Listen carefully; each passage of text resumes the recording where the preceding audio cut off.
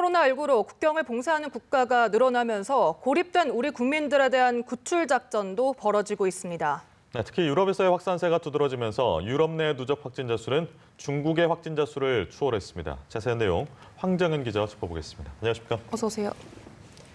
네, 전 세계가 각자 도생하고 있습니다.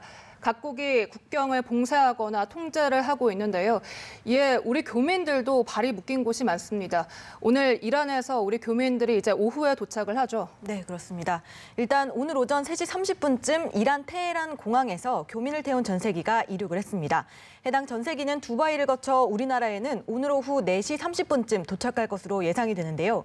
이 전세기에는 현지 교민과 취재원 등 80명이 탑승한 것으로 파악되고 있습니다. 탑승 당시의 상황을 직접 들어보시겠습니다. 네.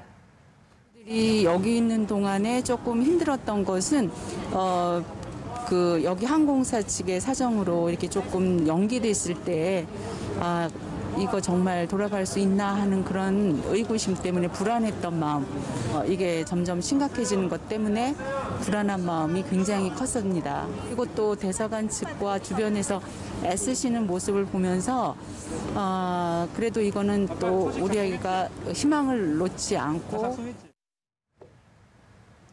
네, 이들은 입국하게 되면 내일까지 성남 코이카 연수원에서 검사를 받고 확진자가 발생하면 시설 격리가 되고 확진자가 없으면 2주간 자가 격리에 들어갑니다. 또 이 밖에도 페루와 필리핀, 또 이탈리아, 호주 등에서도 갑작스럽게 우리 국민들의 발이 묶여 있는 상황입니다. 네.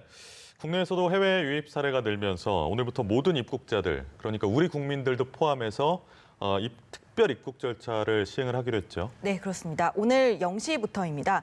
입국 검역 절차가 강화가 됐는데요. 모든 입국자에 대해 특별 입국 절차를 진행하기로 했습니다. 내외국인 구별 없이 1대1로 발열 검사를 진행하고 의심 증세가 있으면 건강 상태 질문서에 기재해야 합니다. 입국자들은 또 국내에 머물 주소와 또 전화번호를 보건당국에 보고를 해야 하고요. 자가진단 앱을 설치해야 합니다. 네. 이 사태가 장기화될 것이다라는 관측이 나오고 이유 중 하나가 바로 해외 유입 사례가 이렇게 늘어나고 있다는 것. 현재까지 그 사례가 어느 정도 됩니까? 네, 최근 발생한 그 신규 확진자 가운데 5% 정도가 해외 유입 환자로 비중이 굉장히 높아지고 있다고 합니다. 지난 17일과 18일 이틀간 서울에서만 8명이 발생한 것으로 집계가 됐는데요. 네. 17일 0시 기준으로 보면 총 55명이었습니다.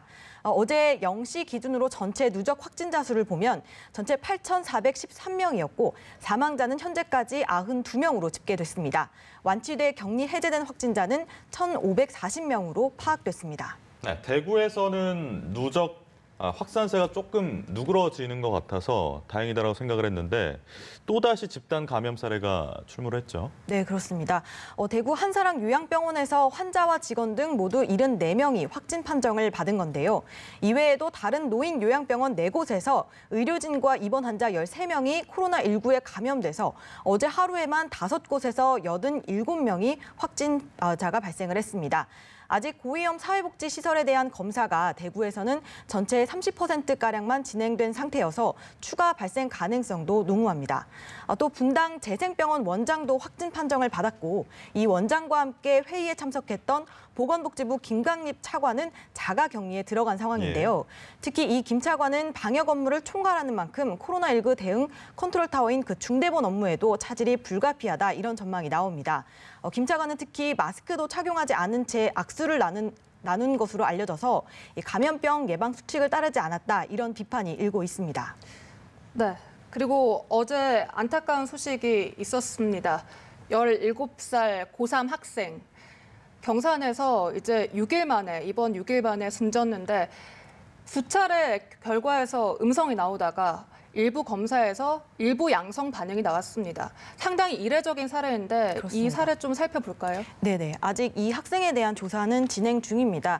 어제 오전 그 대구에서 17살인 A군이 숨졌는데요. 8차례에 걸쳐 코로나19 검사를 받았는데 모두 음성이 나왔었습니다. 네. 일단 임상 증상이나 또 엑스레이상의 어떤 그 양쪽 폐에 심한 염증이 있는 것으로 봐서 계속해서 코로나 검사와 증상이 비슷해서 검사를 했던 건데요. 결국 어제 실시한 그 소변 검사에서 일부 코로나19 양성 소견이 나온 겁니다. 그런데 일반적인 코로나19와는 조금 달라서 보건당국이 조사를 진행 중인데요. 이 내용은 직접 들어보시겠습니다. 코로나19에 대한 확진 검사가 진행 중에 있습니다. 여러 번 검사를 해서 다 음성이 나왔지만 한두 번 정도에서 어떤 유전자 검사에서 양성 소견을 보인 게 있어서 미결정으로 일단 판단을 하고 검체를 확보해서 확진 검사를 시행하고 있고 확진 검사 결과가 나오면 말씀을 드리도록 하겠습니다. 네, 일단 현재까지 그 기저질환은 없었던 것으로 파악이 됐고 사인은 다발성 장기 부전으로 조사됐습니다. 네, 그 검사 결과 빠르면 오늘 나옵니까? 네, 이르면 하루 이틀 정도 걸린다고 했으니까요. 예, 좀 지켜봐야 할 것 네, 같습니다. 안타까운 소식이고요. 인과 관계를 잘 따져봐야 될 것 같습니다. 이번엔 유럽 상황 짚어볼 텐데요. 유럽 내 확진자 수가 결국 중국을 추월했다고요? 네, 그렇습니다. 유럽의 누적 확진자 수가 9만 명 안팎으로 잠정 집계되면서 8만 명 수준인 중국의 누적 확진자 수를 초과했습니다. 유럽의 인구수가 약 7억여 명, 그리고 중국의 인구수가 14억여 명인 것을 감안하면 피해가 더 크다고 볼 수가 있겠습니다. 주요국의 누적 확진자 수를 보면 이탈리아가 3만 5,700여 명으로 가장 많았고 스페인도 1만 명을 넘어서서 13,910명으로 집계됐습니다. 또 독일도 12,000여 명, 프랑스가 9,000여 명, 또 스위스가 3,000명대 수준으로 올라섰습니다. 이에 따라서 이탈리아는 다음 달 3일로 돼 있는 전국 이동 제한령을 연장하는 방안을 검토 중이고요. 핀란드도 국경 통제를 강화하는 등 유럽 국가 대열에 동참을 했습니다. 독일 총리는 2차 대전 이후 가장 큰 도전이라고까지 표현을 했는데요. 네. 이 내용은 직접 들어보시겠습니다. Ist ernst. Nehmen Sie es auch ernst. Seit der deutschen Einheit, nein, seit dem Zweiten Weltkrieg, gab es keine Herausforderung an unser Land mehr. 네, 이에 따라서 유럽 증시는 경기 부양책으로 반짝 반등한 지 하루 만에 4, 5%대로 하락한 상황입니다. 또 뉴욕 증시 역시 또 급락을 했는데요. 다우존스 30 산업평균 지수는 6.3% 떨어진 19,898.92로 마감해서 3년 2개월 만에 2만 고지를 내줬습니다. 스탠더드앤드푸어스 500 지수도 5.18% 떨어졌고 나스닥 지수는 4.7% 떨어져 6,000대로 마감됐습니다. 네, 어제 코스피가 4.86% 하락하면서 1,600선이 붕괴가 됐었는데 현재 조금 전 들어온 소식에 의하면 지금 코스피 역시 장중 하락 전환하면서 1,600선 아래에서 움직이고 있다는 소식이 들어왔습니다. 코스닥도 역시 어제 5% 하락 후 500선을 내준 바 있습니다. 이렇게 경기 부양책, 각국이 금리를 인하하거나 완화 정책을 쓰면서 부양하려고 노력을 하고 있습니다. 하지만 결국 현금을 직접 지급하는 방법이 각국에서 검토가 되고 있죠. 네, 그렇습니다. 일단 트럼프 행정부가 미국인들에게 현금 1,000달러 이상을 지급하는 방안을 추진 중인데요. 우리나라 돈으로 환산하면 1,240조 원 규모입니다.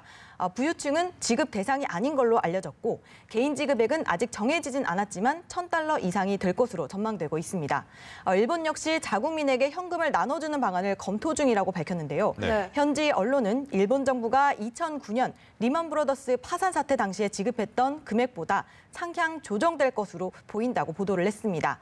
당시 지급액을 보면 1인당 12,000엔, 우리 돈으로 약 13만 8,600원 정도입니다. 또 당시에 만 18세 이하와 또 만 65세 이상은 23만 900원 수준으로 지급이 됐었습니다. 우리나라의 경우에는 지자체를 중심으로 지급이 현실화됐는데요. 전주시가 전국 최초로 코로나19로 어려움을 겪는 전주 지역 취약계층에게 1인당 52만 7천 원 정도를 주기로 했습니다. 전주시 의회도 이를 통과시키면서 전국의 최초 사례가 됐고요. 서울시도 기존 지원제도의 사각지대에 놓인 시민 118만 가구에 50만 원의 현금성 지원을 하기로 한 상태입니다. 네, 지금 상황이 그런 상황이고 국제올림픽위원회 IOC가 일본 올림픽을 예정대로 강행하겠다 이렇게 밝혀서 논란이 됐었는데 이 내용도 좀 전해주시죠. 네, 그렇습니다. 국제올림픽위원회 IOC는 홈페이지를 통해서 오는 7월 도쿄 올림픽을 정상 개최하겠다고 밝혔습니다. 이 코로나19가 확산하고 있지만 4개월을 앞둔 현 시점에서 어떤 추측도 역효과를 낳을 것이라면서 연기나 취소 논의는 없었다고 강조를 했는데요. 하지만 여타 다른 스포츠 이벤트는 속속 연기가 발표가 되면서 외신들도 IOC 발표에 불구하고 잇따라 연기론에 무게를 싣고 있습니다. 현재 유럽 축구 선수권 또 유로 2020은 1년 뒤로 미뤄졌고 남미 축구 선수권 코파 아메리카도 1년 연기가 결정 결정됐습니다. 이 IOC 내부에서도 반대 목소리가 나오고 있는데요. 캐나다의 IOC 선수위원은 SNS를 통해서 그 올림픽 개최를 강행하려는 IOC를 비판했고, 또 스페인 올림픽위원회 위원장도 올림픽 연기가 공정하다고 말했습니다. 현재 전 세계 상황을 짚어드리면 전 세계 160여 개국에서 확진자 수는 20만 명을 결국 넘어섰습니다. 사망자는 9천 명에 육박하고 있습니다. 네, 알겠습니다. 황정현 기자와 이야기 나눠봤습니다. 고맙습니다. 맞습니다.